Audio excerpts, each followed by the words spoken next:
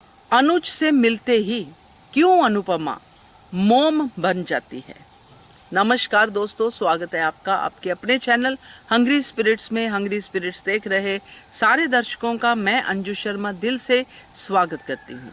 तो दोस्तों, अनुपमा जिसको हम बहुत बार अपने तरीके से, चाहे हमारी आवाज़ पहुँचे चाहे हमारी आवाज़ ना पहुँचे, बहुत बार हम कह चुके हैं कि अनुपमा ये बोलो, अनुपमा ऐसा करो, ऐसा जवाब देना चाहिए था, अनुपमा को यहाँ से ऐसे चले जाना चाहिए था, वो करना चाहिए था।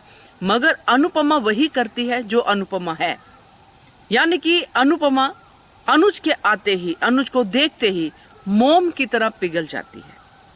तो इसके पीछे की वजह, मेन वजह तो हम जानते हैं कि प्रेम है अनुज के साथ। मगर अनुज के साथ तो प्रेम हम देख पा रहे हैं, महसूस कर पा रहे हैं, मगर कुछ और भी है जो सिर्फ अनुज के साथ नहीं है, हर किसी के साथ है। तो आज उसी चीज की चर्चा करते हैं, आज अनुपमा की चर्चा करते हैं। पहले वही निवेदन, जिन्होंने अभी तक चैनल को सब्सक्राइब नहीं किया है कर लीजिए, साथ में दोस्तों बेल आइकॉन दबाइएगा ताकि आपको हमारे वीडियोस के नोटिफिकेशन मिलते रहे। अनुपमा जिसको हम शुरू से देखते आए हैं, मैंने तो बहुत मिड में ये धारावाहिक देखना शुरू किया, मगर जब से मैंने देखा है मैंने एक ही चीज नोटिस की है कि अनुपमा को बहुत दुख दिए जाते हैं। अनुपमा को हर तरह से टेस्टिंग में डाला जाता है। कैसे भी हो अनुपमा उस टेस्ट से पास हो जाती है, मगर उस टेस्ट के दौरान, उस दुख के दौरान और बहुत सारी चीजें आती हैं और बहुत सारे कैरेक्टर्स आते हैं जिनका दुख भी अनुपमा दूर करती है, उनके दुख का भी निवारण करती है। और ये क्यों होता है? इंसान खुद दुखी हो तो इंसान सोचता है यार पहले मैं अपना दुख तो दूर कर लूं, फिर मैं दूसरों के बारे में सोचूंगा। मगर अनुपमा ऐसा नहीं करती है। और फिर अनुज का आ जाना, और अनुज के आने के बाद अनुपमा को कुछ ऐसा बन जाना कि अनुज की कोई भी गलती हो, अनुपमा के लिए गलती नहीं है। अनुपमा उस गलती से ऊपर सोचती है कि अनुज से ये गलती क्यों हुई, किन हालातों में हुई। अनुज अगर कुछ कर बैठते हैं तो वो कोई कारण ही रहा होगा, और बाद में वो कारण सामने आता है, चाहे वो कारण हमें एक्सेप्टेबल हो या ना हो। मगर अनुपमा का जो कैरेक्टर है उस कारण से आगे सोचता है। और वो आगे सोचना क्या है कि अनुज दुखी है, अनुज रो रहा है। और ये रोना ऐसे वैसे नहीं है, ये सच्चा रोना है, क्योंकि हर लाइफ अलग होती है, हर लाइफ का जो जर्नी है वो अलग होता है। हर लाइफ अपने तरीके से चीज़ों को रिएक्ट करती है, हर लाइफ अपने तरीके से डिसीजंस लेती है, और ये बात अनुपमा समझती है। इसलिए जब अनुपमा दुखी होती है, बीच में कोई और आता है, चाहे डिम्पी हो, चाहे बरखा हो, चाहे माया हो, अनुपमा अपना दुख भूल जाती है दोस्तों।